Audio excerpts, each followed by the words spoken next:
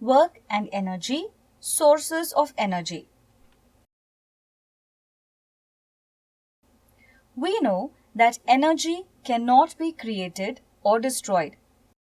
All we can do is change its form. We have different places where the energy is stored that we use. There are objects which carry out some action to give us energy. Such objects are called sources of energy. The main source of energy is the sun. All the energy that we get on Earth, directly or indirectly, comes from the sun. We burn coal to get heat, so coal is a source of energy. How does coal get formed? If you trace it back, you see that coal is formed because of the sun. But still, we also consider coal a form of energy because we can directly burn it to get energy.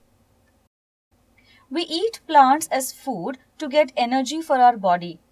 So plants are a source of energy. Again, plants have energy because of the food they make that happens because of the sun. Photosynthesis, remember?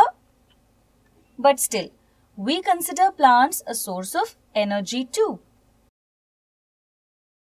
Sources of energy that have been in use for a long time are known as conventional sources of energy.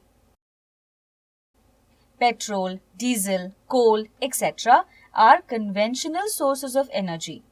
Wood and gas are also conventional energy sources.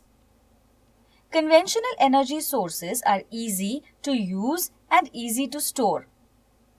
Petrol and diesel are obtained from mineral oil. Mineral oil was formed thousands of years ago when lots of layers of soil settled on the bodies of dead plants and animals. Coal was also formed in a similar way and is found deep below the Earth's surface. We are using whatever was formed many years ago. New coal and mineral oil is not being made now. So, if we keep using it all the time, it is going to finish up someday. So, we have to find other sources of energy to use. There are things in nature like wind and sunlight which are available in plenty. If we could use these as energy sources, we would never run out.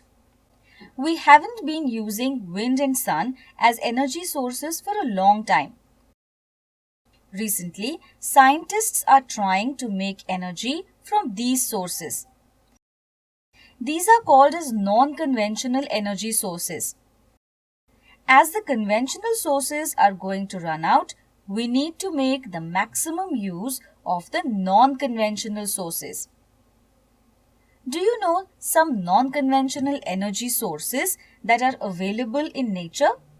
Think of things that can be used to generate energy.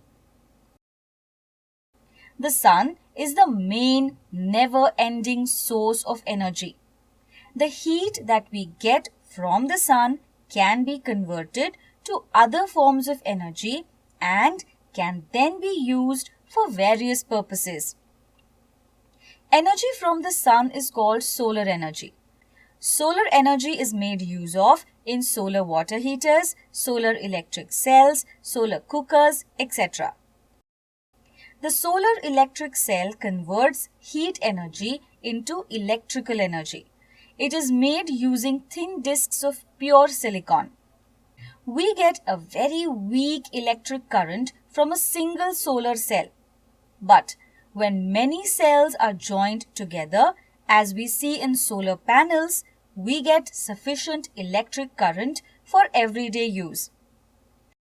The world's first solar-powered airport is in Cochin, India. We can also use water falling from a great height to generate electricity. This is done in hydroelectric power plants. In Maharashtra, a major hydroelectric power project is located at the Koyna Dam. Apart from sun and water, we can also use wind to generate electricity using a windmill. Sea waves can also be used to generate electricity. Cow dung, plant refuse, etc. are also used as energy sources in gobar gas or biogas plants.